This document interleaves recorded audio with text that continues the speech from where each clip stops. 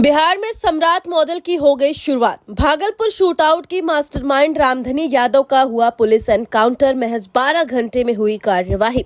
योगी model की तर्ज पर बिहार में भी अब लग रहा है सम्राट मॉडल की शुरुआत हो चुकी है। जी हां, पुलिस ने भागलपुर शूटआउट के मास्टरमाइंड को एनकाउंटर में मार गिराया है। जब से बिहार में सम्राट चौधरी मुख्यमंत्री बने हैं, उसके बाद से ही कानून व्यवस्था पर सख्ती का असर दिखने लगा है।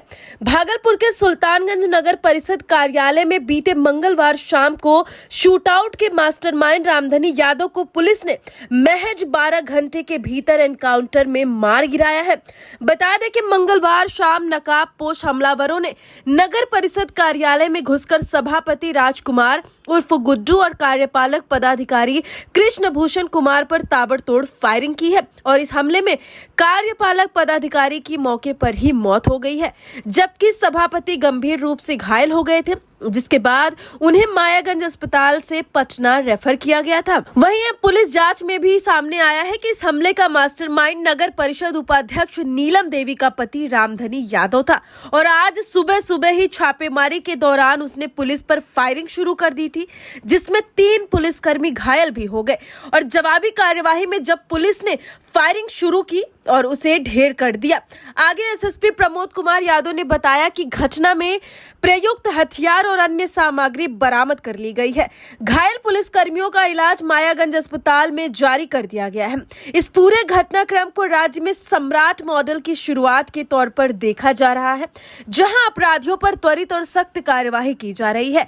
वहीं इस मामले में सीएम सम्राट चौधरी ने संज्ञान लेते हुए साफ साफ ऐलान किया है कि जो परिवार है, जो कार्यपालक अधिकारी हैं, उनके परिजनों को लगभग 25 लाख रुपए की राशि दी जाएगी। तो बिहार के मुख्यमंत्री ने ऐलान किया है कि 25 लाख रुपए की राशि उनके परिजनों को दी जाएगी। साथ ही साथ उनका दाह संस्कार भी जो है वो राजकीय सम्मान के साथ किया जाएगा।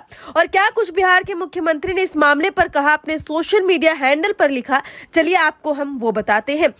जी हां, सम्राट चौधरी ने अपने सोशल मीडिया पर लिखा कि अत्यंत ही दुखद घटना में सुल्तानगंज नगर परिषद के कार्यपालक पदाधिकारी श्री कृष्ण भूषण कुमार जी का असामयिक निधन हो गया है। उन्होंने अदम्य साहस और कर्तव्य निष्ठा का परिचय देते हुए अपने प्राणों का सर्वोच्च बलिदान दिया है। शोक संतप्त परिजनों के प्रति इस अपूरणीय क्षति पर गहरी संवेदनाएं प्रकट करते हैं। उनके परिवार को 25 लाख रुपए की आर्थिक सहायता प्रदान करने तथा दिवंगत अधिकारी के दाह संस्कार को राजकीय सम्मान के साथ संपन्न कराने का निर्णय लिया गया है। ईश्वर दिवंगत आत्मा को शांति प्रदान करे और परिजनों को इस कठिन समय में धैर्य एवं संबल दे। दरअसल ये पूरा जो मैंने आपको पढ़ के बताया है, ये सब कुछ सम्राट चौधरी ने अपने सोशल मीडिया के जरिए उनके परिजनों के साथ अब सांत्वना दी है। वहीं आप सभी को भी पता है, जो अपराधी था रामधनी यादव, उसका एनकाउंटर कर दिया गया है। एनकाउंटर में वो अपराधी ढेर कर दिया गया है और आप सभी ने देखा भी होगा सीसीटीवी फोटोज के माध्यम से कि किस तरीके से अपराधियों ने चैम्बर में घुसकर सरेआम वारदात को अंजाम दिया था। और इस वारदात को लेकर कई तरह के सवाल भी उठ रहे थे। सुशासन पर भी बड़ा सवाल उठ रहा था कि बिहार में आखिर कैसे दिन दहाड़े अधिकारी की हत्या कर दी जाती है और वो भी घुसकर हत्या कर दी जाती है। इस पूरे मामले में बिहार के सीएम का एक्शन मोड भी देखने को मिला है और महज 12 घंटों में इस अपराधी को एनकाउंटर में गिरा दिया गया है, मार के गिरा दिया गया है, ढेर कर दिया गया है। फिलहाल सम्राट मॉडल को आप कैसे देखते हैं, कमेंट में जाकर के जरूर बताइएगा। अपराधियों के और पुलिस जो कर रहा है,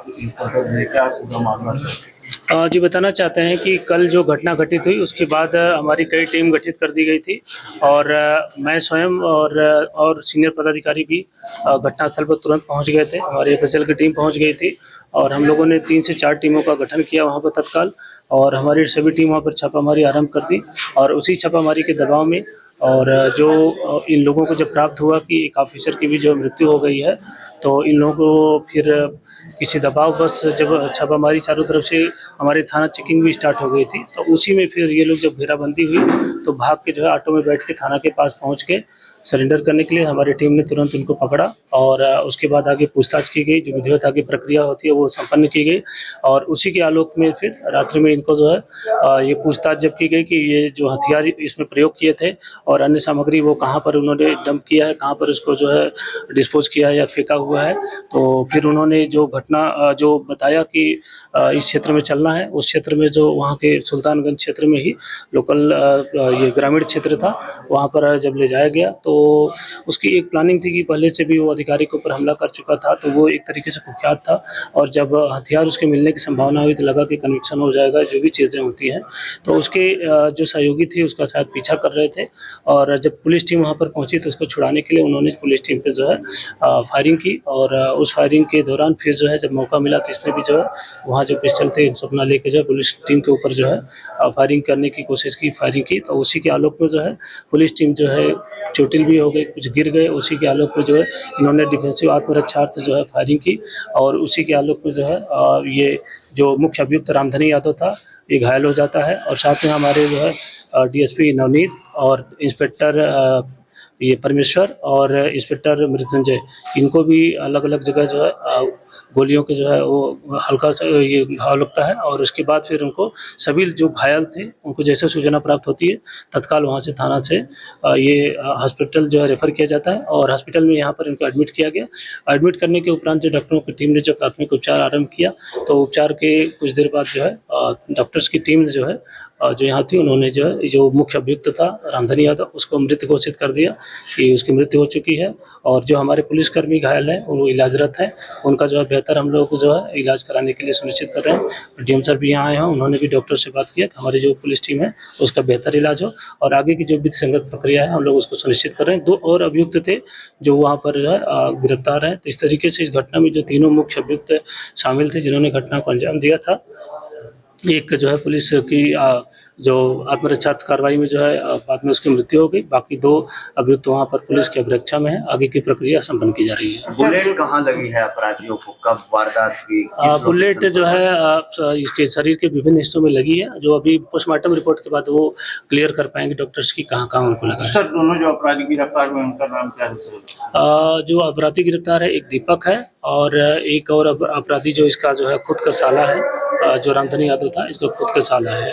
दीपक पहले से भी जो है एक मर्डर किया हुआ है और दोनों के ऊपर पहले से भी कई कांड दर्ज हैं और अन्य कांडों के बारे में भी हम लोग जो है जानकारी इकट्ठा कर रहे हैं। रामधनी यादव भी सर सरेंडर कर चुका था और छापेमारी करने गई थी पुलिस, हथियार बरामद करने गई थी, उसी दौरान ये घटना था। जी रामधनी देखिए पहले से बहुत कुख्यात है, पहले से आप लोगों को पता है कि पहले काफ़ी गंभीर घटनाएं कर चुका था और बहुत पहले उसने जो है कि किसी का जो है सर भी जो है काट के जो है थाना पे लेकर आया था सरेंडर करने के लिए। तो पहले से ही काफ़ी कुख्यात था और जेल से बाहर था, बहुत पहले की जो घटना थी तो एक तरीके से वो बहुत मनबड़ू और कुख्यात था, तो उसको कोई डर नहीं था। उसी के आलोक में जो है फिर इसने दोबारा जो है पुलिस टीम पर हमला करके जो है उसकी साथियों ने सोचा कि अब तो गिरफ्तार हो गया जेल जाएगा और पुलिस पे हमला करने की कोशिश की, जिसमें पुलिस ने आत्मरक्षार्थ जो कार्रवाई की उसी के आलोक में जो है फिर यहाँ पर डॉक्टर्स के जो इलाज के दौरान जो है उसको मृत घोषित कर दिया।